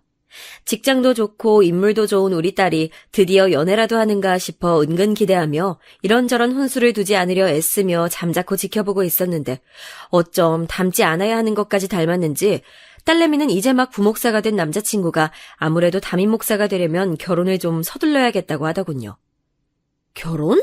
벌써? 너희 만난 지도 얼마 안 됐는데 좀 더 만나보고 생각해도 되지 않겠어? 교회에서도 결혼을 안 한 사람을 담임 목사로 뽑기는 좀 어려운가 보더라고. 그래도 목사 사모면 아무래도 직장 다니기도 어려울 거고. 사실 제 속마음은 그래도 명색이 학교 선생님인 딸내미가 종교인의 아내, 사모 뭐 그런 식으로만 살기엔 아깝다는 생각이 들었습니다. 언제나 딸아이의 행복만을 원하는 엄마라 자부했었는데 막상 이렇게 빨리 결혼을 하겠다고 하니 저도 어쩔 수 없는 욕심쟁이 엄마더군요. 그래도 뭐 어쩌겠습니까. 이미 딸아이가 마음을 정하기도 했고 두부 공장에서 처음 봤던 그 좋은 인상을 보면 인연인가 싶기도 하여 저와 남편은 결혼을 허락해줬습니다. 허락이 떨어지기가 무섭게 딸아이와 예비사위는 척척 결혼 준비를 시작하더군요. 허락하지 않았다면 아마도 어마어마한 원망을 받았겠구나 싶을 만큼 둘 사이는 아주 좋아 보였어요.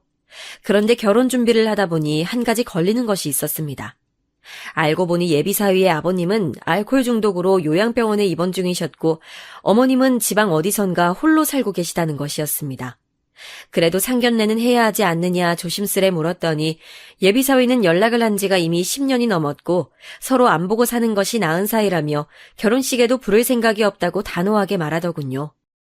저와 남편은 그래도 결혼을 한다 연락이라도 한 통 드리라고 얘기했지만 딸아이가 슬쩍 눈치를 주더라고요. 그때 알았죠. 반듯하고 밝아 보이기만 했던 예비사위에게도 말하기 힘든 사연이 있나 보구나. 더 이상 꼬치꼬치 묻지 말아야겠다. 그냥 내가 더 좋은 장모가 되어주면 되겠다 싶었습니다. 그렇게 많은 교회 신자들과 저희 식구들이 자리한 자리에서 아주 경건하게 결혼식을 올렸습니다. 저는 환갑을 훨씬 넘긴 나이까지도 종교가 없었지만 그래도 명색이 사위가 목사이니 이제부터는 교회도 다니고 좋은 일도 많이 하며 살자 싶었습니다. 그렇게 딸아이 부부는 결혼을 한 지 얼마 되지 않아 바로 건강한 아들을 낳았고 사위는 부목사로 있던 교회에서 나와 작은 교회의 담임 목사가 됐습니다. 부목사로 있을 때와 달리 담임 목사가 되니 가족들이 곁에서 할 일이 아주 많더군요. 그때부터였습니다. 제 눈에 자꾸만 사위가 거슬리기 시작한 게요. 시작은 사소한 돈 문제였습니다. 사실은 결혼 준비를 할 때도 애초에 저희 부부가 딸아이 앞으로 주기로 한 돈이 있어 그 돈을 주며 너희가 알아서 집이든 집에 들어갈 물건이든 알아서들 하라며 다 줬습니다.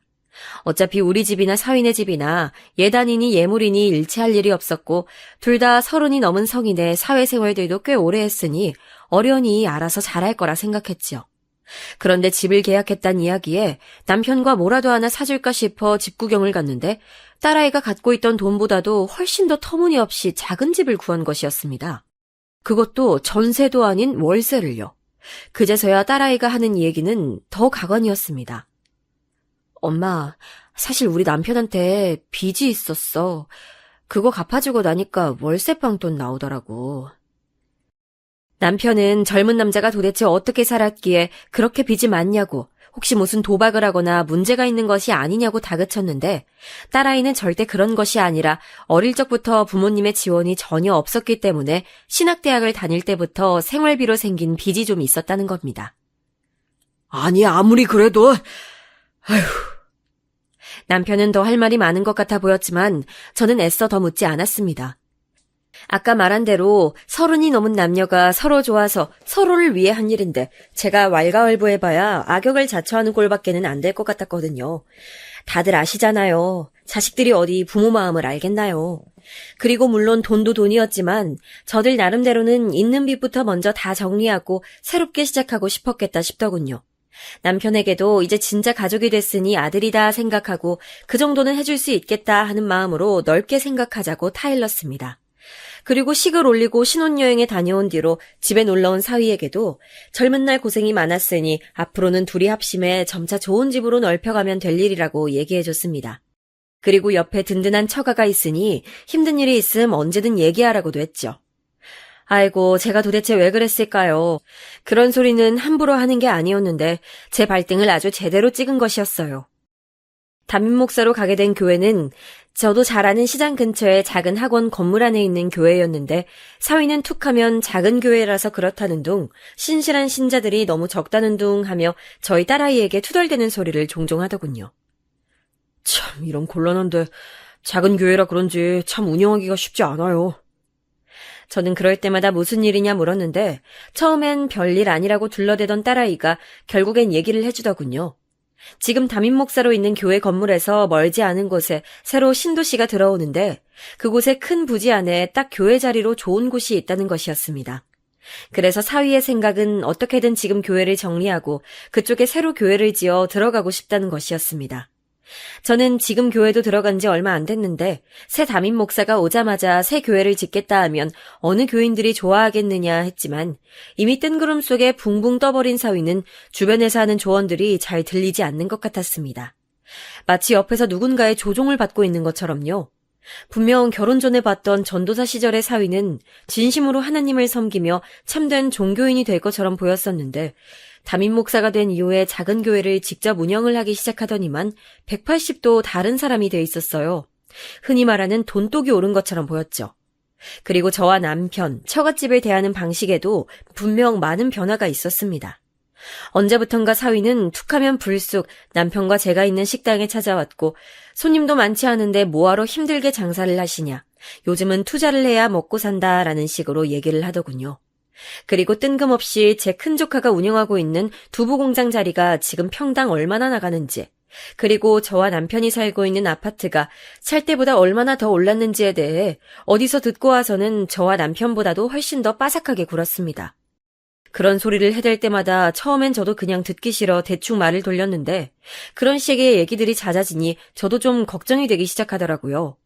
결혼할 때처럼 혹시나 모르고 있던 빚이라도 더 생긴 건 아닌지, 그게 아니라면 정말 교회를 새로 짓고 싶어 저러는 건지 말이죠. 그래도 100년 손님이라는 사위인데 대놓고 돈 문제를 묻기엔 저도 무안해서 자주 딸아이의 집에 들르고 사위가 담임 목사로 있는 교회에도 자주 들렀습니다. 반찬이나 교인들 줄 간식들을 직접 다 만들어서요. 그런데 이상하게도 집에서도 그렇고 교회에서도 사위를 만나기는 힘들었습니다. 어디로 간 거지?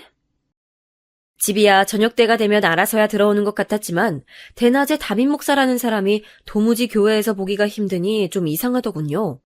거기다 교회가 있는 시장에서 제가 아는 사장님들이 몇 분 계셔서 간 김에 들러보았더니 하나같이 하는 말이 똑같더라고요.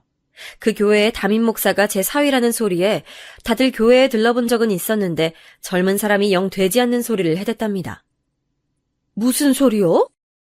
아유, 이 시장을 끼고 있는 부지가 존치관리구역으로 묶여있어 재개발이 희박하다느니 얼마 전 자기가 하나님 소리를 들었는데 조금 더 가능성 있는 땅으로 믿음의 터전을 옮겨야 한다는 얘기를 예배 시간에 한 거야. 아우 참나 생각도 없이.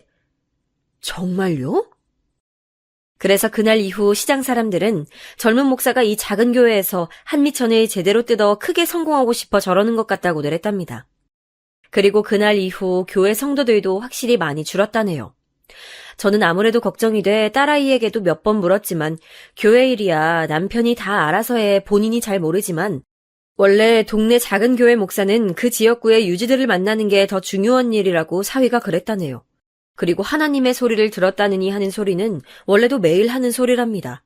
저는 기가 막혀 사위가 만나고 다닌다는 사람들이 구체적으로 누군지 좀 알아봤어요. 신도시가 들어선다는 그 동네에 땅을 좀 갖고 있거나 건물을 올리려는 사람들이라 하더군요. 역시나 사위가 교회 일보다는 다른 데 정신이 팔린 게 분명해 보였습니다. 제 아무리 하나님의 소리가 중요한 목사래도 신앙 말고는 세상 물정 아무것도 모르는 사람이 제 눈에는 돈 좀 있는 사람들과 어울려 다니며 휘둘리는 것으로 밖에는 보이지 않았습니다. 우리 딸도 걱정되고 사위도 너무 걱정이 되는데 이건 어쩜 좋아요?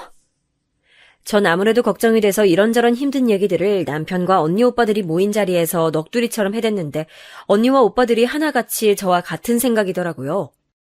그대로 두면 안 되지. 그러다 지금 있는 성도들마저 다 빠져나가면 어째. 그리고 괜히 교회 짓는다고 성도들한테 헌금이라도 걷기 시작하면 아주 골치 아파지지 않겠소? 그 얘기를 듣자 저는 머리카락이 쭈뼛 서는 것 같았습니다. 교회 목사가 벌어봐야 돈을 얼마나 번다고 그런 욕심을 부린답니까? 저는 고민 끝에 사위를 만나기로 했고 사위도 제가 만나자는 말에 뭐가 그렇게 기분이 좋은지 맛있는 밥을 사준다며 이름만 들어도 고급져 보이는 한정식 집으로 오라더군요. 식당에 도착해 예약되어 있다는 룸으로 들어갔더니 룸 안에는 사위뿐만이 아니었습니다. 웬 나이가 지긋하신 남자분 한 분과 제 딸보다도 어려 보이는 젊은 아가씨가 사위에 함께 앉아있더군요. 아유, 이분들은 장모님께 꼭 소개해드리고 싶은 분들이라서요. 제가 룸에 들어서자마자 자리에서 벌떡 일어난 사위는 전부터 제게 꼭 소개해주고 싶었던 분들이라며 먼저 자리에 있던 남자와 아가씨를 차례로 소개해주더군요. 네, 맞습니다. 그 신도시 부지에 땅도 가지고 있고 그 주변에 이미 다 지어진 건물도 하나 가지고 있다는 건물주와 그 건물주의 딸이라는 사람들이었습니다. 저는 사위를 만나 지금 담임 목사로 있는 교회에 조금 더 열중하고 성실하게 일하라는 얘기를 할 생각이었습니다. 제 딸아이가 그렇게 꿈꾸던 선생님이라는 안정적인 직업도 그만두고 아이를 키우며 사위를 위해 팔자에도 없는 교회 사모 역할을 하고 있으니 장모로서 그 정도 당부는 할 수 있다고 생각했죠. 그리고 아시지 않습니까? 저희 친정이 그리고 저희 부부가 어떤 사람들인지 말입니다. 저희 부부에게는 진작부터 하나뿐인 제 딸을 위해 아끼고 아껴 모아둔 돈이 좀 있었습니다. 저와 남편이야 70이 다 돼가도록 해오던 식당 일이 있었고 서울에 아파트 한 채도 있으니 이제 슬슬 노후를 위해 가게도 정리하고 아파트도 정리해 정신없고 고생스럽기만 했던 도시를 떠나 고즈넉한 곳에 터를 잡고 누구 하나 떠날 때까지 그렇게 둘이 오순도순 살 생각이었기에 모아둔 돈들은 모두 다 딸 내외에게 줄 생각이었습니다. 딸아이와 사위가 결혼할 때처럼 그 돈을 어디에 쓰든 두 사람이 알아서 하게 될 생각이었습니다. 어차피 둘 사이만 좋다면야 다 제 딸과 사위 그리고 손주를 위한 일이라고 생각했죠. 그러니 사위가 자꾸만 또 새 교회를 짓겠다 얘기하면 아직은 나이도 젊고 이제 막 시작한 사람이니 때가 되면 우리가 돈을 좀 보태주겠다 말할 심산이었죠. 그런데 사위는 제가 무슨 얘기를 꺼내기도 전에 부동산 계약서와 무슨 어렵게 생긴 도면을 들이대며 지금 제 곁에 앉아있는 사람들이 얼마나 믿을 만한 사람들인지 얘기하기 시작하더군요. 서울 영등포 어디에도 건물이 하나 있고 젊은 딸내미는 외국에서 인테리어 공부를 하고 들어온 인재라고요. 저는 이미 제게 계약서부터 들이미는 사위의 눈빛을 보자마자 알겠더군요. 제가 하려던 얘기는 꺼낼 수도 없겠다는 것을요. 사위는 계약서에 도장만 찍으면 그 건물주가 가지고 있다는 건물에 1층과 지하를 몽땅 교회로 쓰겠다는 것이었습니다. 건물주라는 남자는 자기 건물에 들어오겠다는 사람이 줄을 섰는데도 목사님께 가장 좋은 자리를 드리고 싶어 자신이 나선 것이라면서 사위를 입이 마르게 칭찬했어요. 목사님이니까 믿고 제가 드리는 거예요. 아시죠? 예, 알죠. 감사합니다. 물론 부모 도움 하나 없이 지금의 자리까지 이뤄낸 사위가 저도 참 기특하고 대견하다고 생각하면서도 알게 모르게 저도 제 자식과 똑같이 생각하진 않았는지 사위에게 어떻게 원하는 것만 하고 사느냐, 종교인이면 종교인답게 소신을 지켜라 라는 말이 목구멍까지 나왔지만 한편으로는 그래도 사위도 자식이고 이렇게까지 하고 싶어하는 일인데 늙은이의 괜한 조바심 때문에 사위의 앞날을 막는 것은 아닌가 싶은 마음도 들더군요.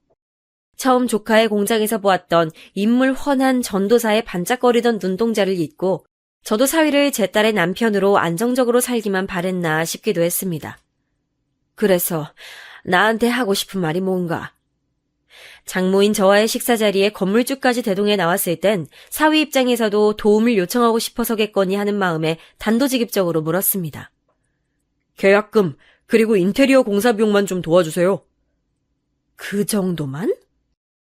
돈이 필요해서라는 것은 당연히 예상했지만 생각했던 것보다 큰 금액은 아니었습니다. 가족끼리 그 정도야 충분히 그냥 줄 수도 있겠다 싶은 금액이었죠. 금액을 듣고 나니 오히려 더 사위에게 미안한 마음이 들었습니다. 새로 건물을 지어달라는 것도 아니고 조금 더 넓고 깨끗한 곳으로 이사를 하겠다는 것 정도인데 제가 너무 예민하게 굴었던 것 같더군요. 저는 그날 바로 남편에게 얘기를 하고 곧바로 계약금을 보내줬습니다. 남편도 그 정도로 그렇게 좋은 부지에 자리 잡을 수 있다면 충분히 해줄 수 있겠다고 하더군요. 그리고 며칠 뒤 교회 성도들에게도 얘기를 내 이사 결정이 났으니 인테리어 공사도 곧 시작한다기에 인테리어 비용도 선금 보내주었습니다. 그 이후에 들어가는 비용은 어쩔 생각이냐고 물었더니 사위는 교회라는 것은 원래 개인의 것이 아니라 모든 성도들과 함께 움직이는 것이니 걱정 말라며 이제 더는 돈 문제로 장인 장모님께 손 벌리는 일은 없을 거라고 신신당부를 하더군요. 저도 듣고 보니 그래봐야 담임 목사라는 것이 월급쟁이나 다름이 없는데 교회에서 알아서들 잘 운영을 하겠구나 싶더라고요. 그렇게 교회 이사 문제는 일단락된 것 같아 한시름 났습니다. 그리고 얼마 지나지 않아 남편 쪽에 문제가 생겼어요. 몇 년 전부터 허리 디스크로 고생을 했는데 병원에서도 더 이상은 버티기가 힘드실 것 같다면서 허리 디스크 수술을 받아야 할 것 같다고 하더라고요. 아무래도 더는 지체할 수 없을 것 같아. 수술 받고 가게도 내놓는 게 어때요? 그렇게 가게도 내놓기로 했습니다. 저희 부부도 두부 가게의 식당 일에 40년 넘게 할 만큼 했으니 이제 좀 여행도 다니고 바쁘다는 핑계로 신경 쓰지 못했던 손주라도 봐줘야겠다 싶었습니다. 남편은 디스크 수술을 받았고 병원에 입원을 했습니다. 병원에 있던 중 부동산에서 가게를 보러 온다는 연락을 받았는데 이미 영업시간도 끝난 시간이라 가게에 남아있는 직원도 없어 딸에게 잠시만 부탁하려고 전화를 했는데 손주가 열이 나서 안 되겠다고 하더라고요. 그때 시간이 이미 저녁 먹을 시간이 훨씬 지났는데 사위는 전화도 받지 않고 아직 집에도 안 들어왔다는 것이었습니다. 저는 알겠다고 딸에게 얘기하고 병원에 자초지종을 얘기하고 가게에 다녀오기로 했습니다. 그렇게 가게를 보여주고 문을 닫고 나오려고 하는데 가게 앞에 웬 남자가 바닥에 쭈그리고 앉아있어 놀라보니 다름 아닌 제 사위였습니다. 장인이 병원에 입원해 있는 5일 동안 코빼기도 보이지 않던 사위가 무슨 일로 가게 앞에 찾아왔나 봤더니 급히 부탁드릴 게 있어 왔다는 것이었습니다. 제 사활이 걸린 일이라 급한 일이라 그래요. 정말 한시가 급해요. 무슨 일인데 그러나. 뻔하죠. 안 들어봐도 분명 돈 문제일 게 뻔했습니다. 저는 또 왜 그러냐, 설마 교회 이사에 문제가 생겼느냐 타이르듯 물었더니 대뜸 혹시 지금 당장 해주실 돈이 얼마나 되냐고 묻더군요. 뭐, 돈? 아니 자네 아무리 급해도 어떻게 장모한테 빚 받으러 온 빚쟁이처럼 그러는 거야. 근데 따졌더니 한시가 급해 그런 것이니 이해해달라는 것이었습니다. 창백하게 질린 얼굴이 아무래도 심상치 않아 도대체 무슨 일이기에 그러느냐, 도울 수 있으면 당연히 도와주겠다 했더니 그제야 하는 말이 또 가관이었습니다. 잔금을 치러야 하는데 돈이 터무니없이 부족하다는 것이었습니다. 저는 무슨 상가 월세 계약에 잔금이 있냐, 보증금만 내면 되는 거 아니냐 했더니 사위는 잠시 말을 머뭇거리더니만 사실은 그때 보여준 계약서가 월세 계약서가 아니었다는 것이었습니다. 그러니까 그때 함께 왔던 남자는 교회 부지를 보여준 땅 주인이었고 사실은 그 땅은 매입해 그 자리에 교회를 짓기로 한 것이었다는 것입니다. 저는 어떻게든 사위의 말을 이해해보려 했지만 도무지 이게 무슨 상황인지 납득이 안 되더라고요. 아무리 제 욕심이 앞서도 어떻게 생판 모르는 남과 작당에 장인 장모를 속인단 말입니까? 그 사장님께서 분명 교회 앞으로 대출도 다 나오고 한다고 그랬는데. 그러니까 내가 속은 겐가? 아, 기가 막혀. 이제 보니 그 사기꾼 같은 땅 주인한테 홀딱 속아 계약금은 제 돈으로 선금과 중도금도 몽땅 다 대출을 땡겨다가 내고 마지막 잔금이 남아있었는데 더는 돈 나올 구멍이 없으니 또 제게 온 것이었습니다. 지금 담임 목사로 있는 교회에서는 나와봐야 교회 신축 비용이나 나올까 말까 하다더군요. 정말 그 순간 웃음밖에 나오질 않았습니다. 다 해서 몇 억은 들어가는 일을 제 손에 든 돈 하나 없이 무턱대고 계약서에 사인부터 하는 목사라니 정말 한심에 말이 나오질 않았습니다. 저는 우선 딸아이와 상의도 해보고 장인과도 상의해봐야겠다 하고 돌아서려 했지만 사위는 갑자기 제 앞에서 덥석 무릎부터 꿇는 것이 아니겠습니까? 장모님, 말씀하시면 안 돼요. 절대 안 돼요. 지난번에 계약금 때문에 장모님께 손 벌렸을 때도 다시 또 한 번 이런 일 있으면 이혼이라고 했어요. 뭐? 저는 전혀 모르고 있었습니다. 결혼식 때부터 언제나 제 앞에서는 그래도 항상 제 남편 편을 들던 딸아이가 제 딴에는 부족한 남편이라고 생각하면서는 부모가 걱정할까 혼자 알게 모르게 마음고생을 하고 있었다고 생각하니 마음이 더 아팠습니다. 전 아무리 그래도 그렇게 큰 돈은 지금 수중에 있지도 않고 나도 좀 알아봐야 하니 기다려보라고 했습니다. 그랬더니 사위라는 놈은 이제 아예 제 앞에서는 멀쩡히 보일 필요도 없겠다 싶었는지 가게부터 좀 정리가 되는 대로 그 돈이라도 좀 빨리 빼달라고 하더군요. 천불이 나고 가슴이 먹먹한데 어쩌겠습니까?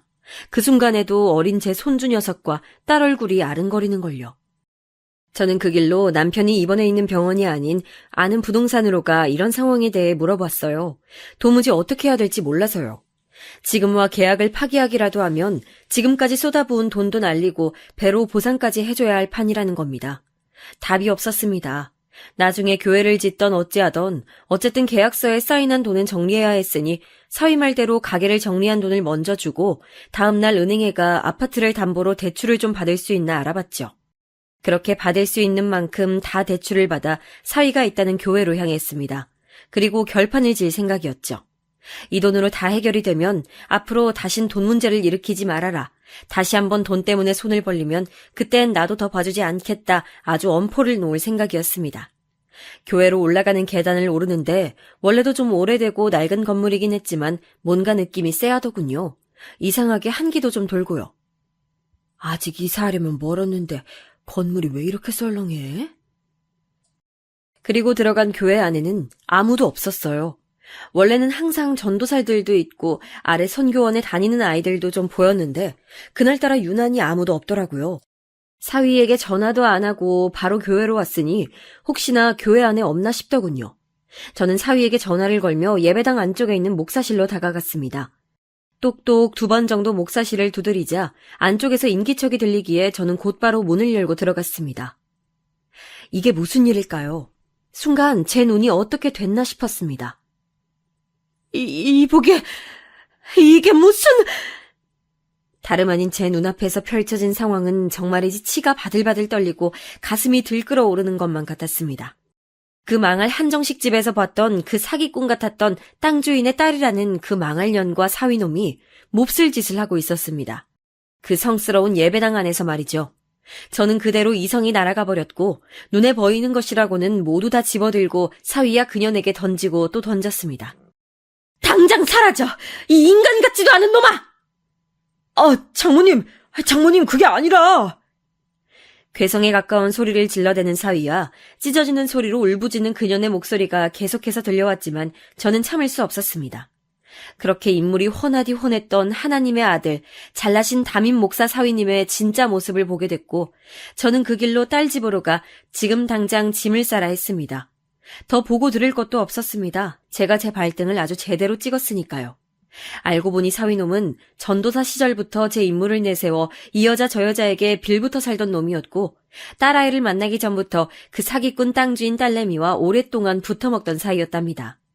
애초부터 작정을 하고 착하고 헌신적인 우리 딸아이를 꼬셨고, 결혼을 하자마자 원래 전도사로 있었던 교회에서 나와 그 부지에 교회를 지어 성도들에게 한몫 제대로 땡겨 그 여자와 외국으로 나갈 생각이었답니다. 결혼 전에 있었다는 빚도 다 유흥비로 탕진을 한 것이더군요. 그러니까 저희 부부와 딸아이가 아주 사기꾼에게 제대로 당한 것이었죠. 모든 상황이 다 밝혀지고 가장 상처를 받은 건 당연히 딸아이였습니다. 제 모든 인생을 걸었던 남자에게 제대로 뒤통수를 맞았으니까요. 저도 그 일에 아주 한몫 제대로 했지 뭐예요. 가족. 오롯이 가족이 똘똘 뭉치면 뭐든 해결할 수 있다 생각하며 넘어갔던 일들이 모두 다 후회가 됐습니다. 지금은 그 거지 같은 땅, 토지 계약서도 무효 신청을 한 상태고, 사위놈의 내연녀, 그 애비까지 고소한 상태입니다. 제 나이 70, 이제부터 시작입니다. 앞으로 남은 제 인생은 이 모 같은 사위놈 인생을 아주 조져놓는 데만 쓰기로 굳게 마음먹었죠.